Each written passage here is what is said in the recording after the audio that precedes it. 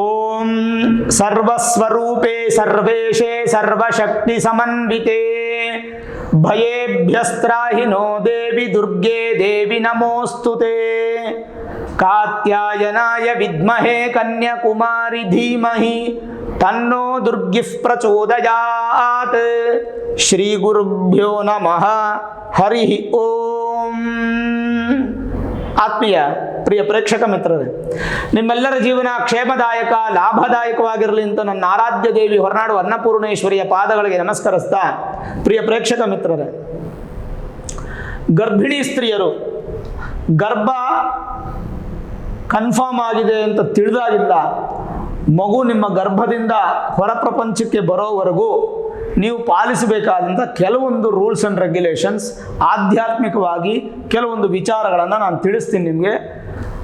ಅದನ್ನು ತಾಯಂದರು ಎಲ್ಲರೂ ಕೂಡ ತಪ್ಪದೇ ಮಾಡಿ, ಯಾಕಂದರೆ ನಾನು ತಿಳಿಸುವಂಥದ್ದೆಲ್ಲವೂ ಕೂಡ ಶಾಸ್ತ್ರೀಯವಾಗಿ ನಮ್ಮ ಹಿರಿಯರು ಮಾಡ್ಕೊಂಡು ಬಂದಿರತಕ್ಕಂಥ ವಿಚಾರ. ಮೊದಲನೇದಾಗಿ ಗರ್ಭಿಣಿ ಅಂತಂದರೆ ಜಗತ್ಪ್ರಸೂತಿ ಅಂತ ಕರಿತೀವಿ. ಗರ್ಭಿಣಿಯರನ್ನ ಸಂಸ್ಕೃತ ಭಾಷೆಯಲ್ಲಿ ಜಗತ್ಪ್ರಸೂತಿ ಅಂತ ಕರಿತೀವಿ. ಅಂದರೆ ಜಗತ್ತನ್ನು ಹೆರುವವಳು.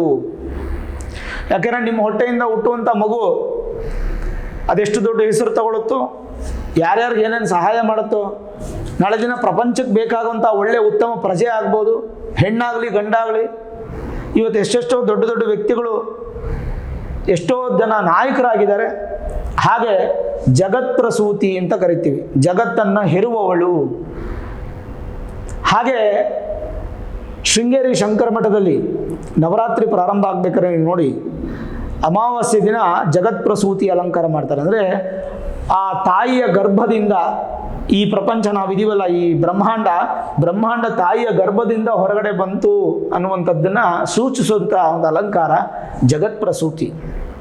ಹಾಗಾಗಿ ಗರ್ಭಿಣಿ ಸ್ತ್ರೀಯರನ್ನು ಯಾರನ್ನು ಕೂಡ ಬೈಬಾರ್ದು, ಗರ್ಭಿಣಿ ಸ್ತ್ರೀಯರನ್ನು ಹೀಯಾಳಿಸಬಾರ್ದು. ಗರ್ಭಿಣಿ ಸ್ತ್ರೀಯರು ಸಾಕ್ಷಾತ್ ದೇವರ ಸಮಾನ, ದೇವತೆ ಸಮಾನ.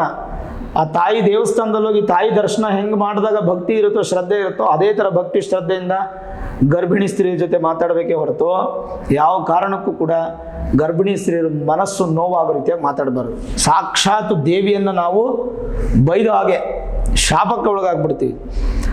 ಗರ್ಭವಾದಂಥ ಹೆಣ್ಣು ಹೇಗಿರಬೇಕು?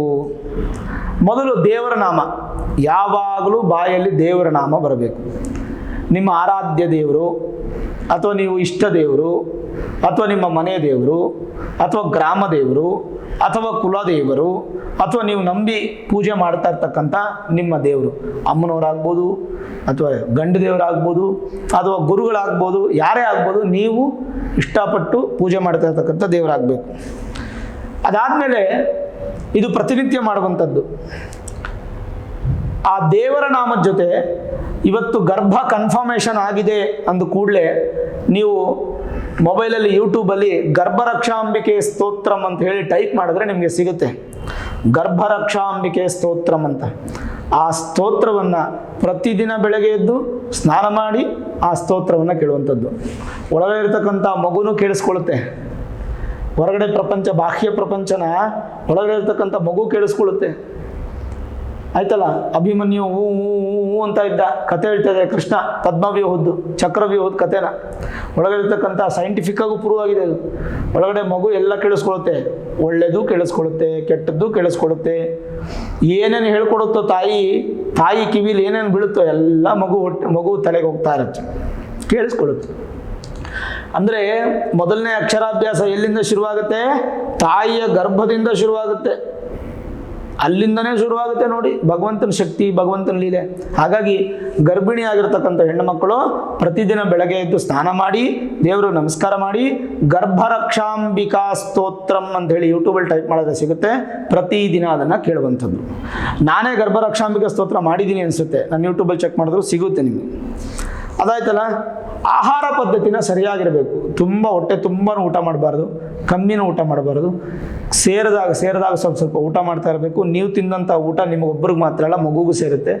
ತುಂಬ ಜಿಡ್ಡು ಪದಾರ್ಥಗಳು ತಿಂದು ಮಗು ಮೇಲೆ ಮಚ್ಚೆ ಬರೋ ರೀತಿಯಾಗಿ ಆಹಾರ ಪದ್ಧತಿನ ತಿನ್ನಬೇಡಿ. ಸ್ವಲ್ಪ ಹುಳಿ ಹೆಚ್ಚು ತಿನ್ನಿ. ಹುಳಿ ತಿಂದಷ್ಟು ನಿಮ್ಮ ಆರೋಗ್ಯ, ಮಗು ಆರೋಗ್ಯನೂ ಚೆನ್ನಾಗಿರುತ್ತೆ. ಆಮೇಲೆ ಬರೀ ಕಾಲಲ್ಲಿ ನಡಿಬೇಕು. ಗರ್ಭಿಣಿ ಹೆಣ್ಣುಮಕ್ಕಳು ಬರೀ ಕಾಲಲ್ಲಿ ನಡಿಬೇಕು. ಇಂಗ್ಲೀಷಲ್ಲಿ ಅಕ್ಯುಪ್ರೆಷರ್ ಅಂತ ಹೇಳ್ತೀವಿ. ನಮ್ಮ ವಿಶೇಷವಾದಂಥ ಒಂದು ಸಂಸ್ಕೃತಿ ನಮ್ಮಲ್ಲಿದೆ, ಅದೊಂದು ಟ್ರೀಟ್ಮೆಂಟ್. ಹಾಗಾಗಿ ಬರೀ ಕಾಲಲ್ಲಿ ನಡೆದ್ರೆ, ಇನ್ನೂ ನೀವೇನೋ ಹಳ್ಳಿಲಿದ್ರೆ ಹೊಲ ಇದೆಯಲ್ಲ, ಆ ಹೊಲದಲ್ಲೋ ಗದ್ದೆಯಲ್ಲೋ ನಡೀರಿ, ತುಂಬ ಒಳ್ಳೆಯದು.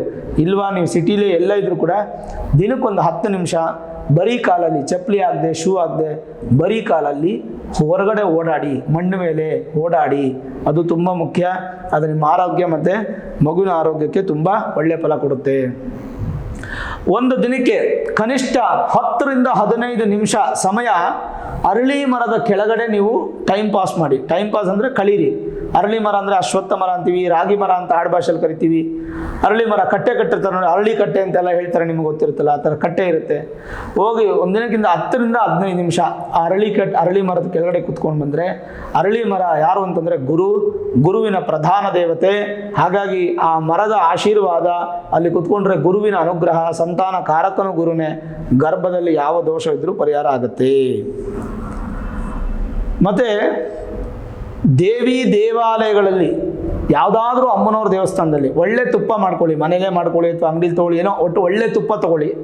ಒಳ್ಳೆ ತುಪ್ಪ ತೊಗೊಂಡೊಂದು ಬಾಕ್ಸಿಗೆ ಹಾಕ್ಕೊಂಡು ಆ ಬಾಕ್ಸನ್ನು ತೊಗೊಂಡೋಗಿ ಯಾವುದಾದ್ರು ದೇವಿ ದೇವಸ್ಥಾನದಲ್ಲಿ ಅರ್ಚಕರ ಕೈ ಕೊಟ್ಟು ನೈವೇದ್ಯ ಮಾಡಿಕೊಡಿ ಅಂತ ಕೇಳಿದ್ರೆ, ಆ ತುಪ್ಪನ ಅಮ್ಮನವ್ರಿಗೆ ನೈವೇದ್ಯ ಮಾಡಿ ಕೊಡ್ತಾರೆ. ಆ ನೈವೇದ್ಯ ಮಾಡಿ ತೊಗೊಂಬಂದಂಥ ತುಪ್ಪವನ್ನು ನಿಮ್ಮನ್ನು ಬಿಟ್ಟರೆ ಮನೇಲಿ ಬೇರೆ ಯಾರೂ ತಿನ್ನಂಗಿಲ್ಲ. ಪ್ರತಿದಿನ ನೀವು ಆ ತುಪ್ಪವನ್ನು ಬಿಸಿ ಬಿಸಿ ಊಟಕ್ಕೆ ಹಾಕ್ಕೊಂಡು ತಿನ್ನಬೇಕು. ಇದು ಅಮ್ಮನವ್ರಿಗೆ ನೈವೇದ್ಯ ಆಗಿ ತೊಗೊಂಡು ಬರಬೇಕು. ಆ ತುಪ್ಪವನ್ನೇ ನೀವು ಬಳಸಬೇಕು, ನೀವು ಒಬ್ಬರೇ ಬಳಸಬೇಕು. ಭೂಮಿ ಮೇಲೆ ಕುತ್ಕೊಂಡು ಭೋಜನ ಮಾಡಬೇಕು. ಹೇಗೆ ಅಂತಂದರೆ ಡೈನಿಂಗ್ ಟೇಬಲ್ ಮೇಲೆ ಕುತ್ಕೊಂಡು ತಿನ್ನೋದು ಆ ಥರ ಬೇಡ. ಆರಾಮಾಗಿ ಕೆಳಗೆ ಕುತ್ಕೊಂಡು ಚಕಮಟ್ಲು ಹಾಕ್ಕೊಂಡು ಆರಾಮಾಗಿ ಊಟ ಮಾಡಿ. ಆದಷ್ಟು ಪೂರ್ವ ಕುತ್ಕೊಳ್ಳಿ ಅಥವಾ ಉತ್ತರ ಕುತ್ಕೊಂಡು ಊಟ ಮಾಡಿ, ತೃಪ್ತಿಯಾಗಿ ಊಟ ಮಾಡಿ. ಗರ್ಭಿಣಿ ಸ್ತ್ರೀಯರು ಊಟ ಮಾಡಬೇಕಾದ್ರೆ ಯಾರಾದರೂ ಬಡಿಸ್ಬೇಕು, ನೀವೇ ಬಡಿಸ್ಕೊಳಂಗಿಲ್ಲ, ಯಾರಾದರೂ ಬಡಿಸ್ಬೇಕು. ಬಡಿಸೋರು ಬಿಟ್ಟು, ಈ ಉದಾಹರಣೆಗೆ ನಿಮ್ಮ ತಾಯಿನೋ ಅತ್ತೆನೋ ನಿಮಗೆ ಬಡಿಸ್ತಾರೆ ಅಂದ್ಕೊಳ್ಳಿ, ಅವ್ರು ಬಿಟ್ಟು ನಿಮ್ಮ ಗಂಡ ಕೂಡ ಪಕ್ಕದಲ್ಲಿರಂಗಿಲ್ಲ. ನೀವು ಊಟ ಮಾಡೋದನ್ನು ಯಾರೂ ನೋಡಬಾರ್ದು, ತೃಪ್ತಿಯಾಗಿ ಊಟ ಮಾಡಬೇಕು. ಬಡಿಸೋರು ಮಾತ್ರ ನೀವು ಏನು ಕೇಳ್ತೀರೋ ಅದನ್ನು ಬಡಿಸ್ಬೇಕು. ನಿಮ್ಮ ಊಟಕ್ಕೆ ದೃಷ್ಟಿ ಬೀಳಬಾರ್ದು. ದೃಷ್ಟಿ ಬಿದ್ದರೆ ವೀಕ್ ಆಗುತ್ತೆ ಮಗು, ನೀವು ವೀಕ್ ಆಗ್ತೀರ. ಆಮೇಲೆ ಪ್ರಾಣಿಗಳಿಗೆ ಭೋಜನವನ್ನು ಸಮರ್ಪಣೆ, ನಿಮ್ಮ ಕೈಯಾರ ಪ್ರಾಣಿಗಳಿಗೆ ಭೋಜನ, ಕೋತಿಗೋ ಬೆಕ್ಕಿಗೋ ನಾಯಿಗೋ ಯಾವುದೋ ಒಂದು ಪ್ರಾಣಿ, ಒಟ್ಟು ನಿಮ್ಮ ಕೈಯಾರ ಪ್ರಾಣಿಗಳಿಗೆ ಭೋಜನವನ್ನು ಹಾಕುವಂಥದ್ದು ಅತ್ಯಂತ ಶುಭ. ನಿಮ್ಮ ಹಿರಿಯರ ಆಶೀರ್ವಾದ ಸಿಗುತ್ತೆ. ಗರ್ಭದಲ್ಲಿರೋ ಮಗುಗೆ ನಿಮ್ಮ ಹಿರಿಯರ ಆಶೀರ್ವಾದ ಸಿಗುತ್ತೆ. ಆಮೇಲೆ ಈ ರಾಕ್ಷಸರ ಕಥೆ, ಈ ಭೂತದ ಫಿಲಮ್ಗಳು, ಆಮೇಲೆ ಈ ಕೆಟ್ಟ ಪದಗಳನ್ನು ಉಪಯೋಗಿಸುವಂಥ ಒಂದು ಭಾಷೆಗಳನ್ನು ಕೇಳುವಂಥದ್ದು, ಕೆಟ್ಟ ಜನರ ಸಹವಾಸ ಮಾಡುವಂಥದ್ದು ಇವೆಲ್ಲ ಬಿಟ್ಟುಬಿಡಬೇಕು. ಅವಾಚ್ಯ ಶಬ್ದಗಳು ಕಿವಿಲಿ ಕೇಳಿಸ್ಕೋಬಾರದು. ಮಗು ಹುಟ್ಟಬೇಕಾದ್ರೆ ಅವಾಚ್ಯ ಶಬ್ದನ PhD ಮಾಡ್ಕೊಂಡು ಬಂದಿರುತ್ತೆ ಹೊಟ್ಟೆ ಒಳಗಿಂದ, ಆ ಥರ ಯಾವುದೇ ಕಾರಣಕ್ಕೂ ಕೇಳಬಾರ್ದು. ಯಾಕೆಂದರೆ ಮಗುನು ಆ ಅವಾಚ್ಯ ಶಬ್ದಗಳು ಕೇಳುತ್ತೆ. ಆಮೇಲೆ ನೀವು ನೋಡುವಂಥ ರಾಕ್ಷಸ ಡೆವಿಲ್ ಮೂವೀಸ್ ಏನೇನಿದೆಯೋ ಅದೆಲ್ಲ ಮಗುನು ನೋಡುತ್ತೆ. ಇನ್ನೂ ಭಾಳ ಮುಖ್ಯವಾಗಿ ಗರ್ಭಿಣಿ ಸ್ತ್ರೀಯರು ಯಾವುದೇ ಕಾರಣಕ್ಕೂ ಗರುಡ ಪುರಾಣ ಓದಬಾರದು. ಗರುಡ ಪುರಾಣ ನಿಮ್ಮ ತಲೆ ಹತ್ರ ಇಟ್ಕೊಂಡು ಮಲಗಬಾರ್ದು. ಗರುಡ ಪುರಾಣ ನಿಮ್ಮ ಮನೆಯಲ್ಲೇ ಇರಬಾರ್ದು. ಗರುಡ ಪುರಾಣವನ್ನು ಮನೇಲಿ ಇಟ್ಕೋಬೇಡಿ. ಆಮೇಲೆ ಏನೇ ಆಗಲಿ ಭಯ ಪಡಬೇಡಿ. ಯಾಕೆಂದರೆ ನಾನು ಹೇಳಿದೆ, ನೀವು ಕೇವಲ ಹೆಣ್ಣಲ್ಲ, ಈ ಸಂದರ್ಭದಲ್ಲಿ ಜಗತ್ತಿನ ಒಂದು ದೇವತೆ. ಹಾಗಾಗಿ ನೀವು ಭಯ ಪಡಬೇಡಿ. ಓಂ ಜಗತ್ಪ್ರಸೂತಿ ಅಂಬಿಕಾಯೈ ನಮಃ.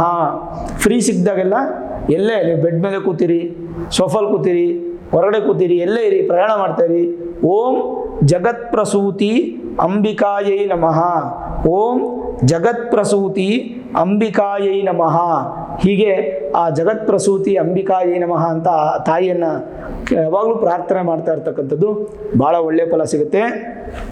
ಆದಷ್ಟು ವಿಷ್ಣು ಸಹಸ್ರನಾಮ, ಲಕ್ಷ್ಮೀ ನಾರಾಯಣ ಹೃದಯ, ಲಲಿತಾ ಸಹಸ್ರನಾಮ, ಆದಿತ್ಯ ಹೃದಯ ಈ ಮಂತ್ರಗಳನ್ನು ಹೆಚ್ಚು ಕೇಳೋದ್ರಿಂದ, ಸೌಂದರ್ಯ ಲಹರಿ, ಶಿವಾನಂದ ಲಹರಿ ಇವೆಲ್ಲವನ್ನು ಕೇಳೋದ್ರಿಂದ, ಒಳ್ಳೆ ಒಳ್ಳೆ ಪ್ರವಚನಗಳನ್ನು ಕೇಳೋದ್ರಿಂದ ಒಳ್ಳೆ ಒಳ್ಳೆ ದೇವತಾ ಕಥೆ ಪುರಾಣಗಳನ್ನು ಓದೋದ್ರಿಂದ ನಿಮ್ಮ ಮೈಂಡ್ ಫ್ರೆಶ್ ಆಗುತ್ತೆ, ಬಾಡಿ ಸ್ಟ್ರಾಂಗ್ ಆಗುತ್ತೆ, ಹೊಟ್ಟೆ ಒಳಗಿರತಕ್ಕಂಥ ಮಗು ಸಂತೋಷವಾದಂಥ ಆನಂದ ಜೀವನದಲ್ಲಿದ್ದು ಒಳ್ಳೆ ಶಿಶು ಆರೋಗ್ಯ, ಆಯುಷು, ಅವಯವಗಳು ತೊಂದರೆ ಇಲ್ಲದೆ ಆ ಮಗು ಭೂಮಿಗೆ ಬರುತ್ತೆ, ಪ್ರಪಂಚ ನೋಡುತ್ತೆ, ನಿಮಗೆ ಒಳ್ಳೆ ಮಕ್ಕಳಾಗಿ ಬೆಳೀತಾರೆ. ಆ ಮಕ್ಕಳಿಂದ ಒಳ್ಳೆಯ ಹೆಸರು ನಿಮ್ಗೆ ಸಿಗುತ್ತೆ. ಯಾವತ್ತೂ ತಿಳ್ಕೊಳ್ಳಿ, ಇಂಥವ್ರ ಮಗ ಇಂಥವನು ಅನ್ನೋದಲ್ಲ, ಇಂಥವ್ರ ತಂದೆ ತಾಯಿ ಇಂಥವ್ರು ಅಂತ ಹೇಳಿದ್ರೆ ಮಾತ್ರನೇ ತಂದೆ ತಾಯಿಗೆ ಬಹಳ ಸಂತೋಷ ಆಗೋದು. ಆ ಸ್ಥಾನಕ್ಕೆ ನಿಮ್ಮ ಮಗು ಸೇರಬೇಕಂದ್ರೆ ಇಷ್ಟನ್ನು ಮಾಡಿ ಖಂಡಿತವಾಗ್ಲೂ ಗರ್ಭಿಣಿ ಸ್ತ್ರೀಯರು ಸಂತೋಷವಾಗಿರ್ತೀರಾ. ನಿಮ್ಗೇನೋ ಡೌಟ್ ಬಂತು ಅಂತಂದರೆ ನನಗೆ ಕಾಮೆಂಟ್ ಸೆಕ್ಷನಲ್ಲಿ ಹಾಕಿ, ನಾನು ಕಾಮೆಂಟ್ ನಿಮಗೆ ರಿಪ್ಲೈ ಮಾಡೋದಕ್ಕೆ ಪ್ರಯತ್ನ ಪಡ್ತೇನೆ. ಈ ವಿಡಿಯೋ ಇಷ್ಟ ಆಗಿದ್ರೆ ಲೈಕ್ ಮಾಡಿ, ಶೇರ್ ಮಾಡಿ, ಮುಖ್ಯವಾಗಿ ನಮ್ಮ ಚಾನಲ್ಗೆ ಸಬ್ಸ್ಕ್ರೈಬ್ ಮಾಡಿ, ಬೆಲ್ ಐಕಾನನ್ನು ಪ್ರೆಸ್ ಮಾಡಿ. ಪ್ರತಿನಿತ್ಯ ನಾನು ಪೂಜೆ ಮಾಡುವಂತಹ ನನ್ನ ಆರಾಧ್ಯ ದೇವಿ ಹೊರನಾಡು ಅನ್ನಪೂರ್ಣೇಶ್ವರಿ ಆಶೀರ್ವಾದ ಅನುಗ್ರಹ ಸದಾಕಾಲ ಮತ್ತೊಮ್ಮೆ ನಿಮಗಿರಲಿ ಅಂತ ಪ್ರಾರ್ಥನೆ ಮಾಡ್ತಾ, ಸರ್ವೇ ಜನಾಃ ಸುಖಿನೋ ಭವಂತು, ಸಮಸ್ತ ಸನ್ಮಂಗಳಾನಿ ಭವಂತು.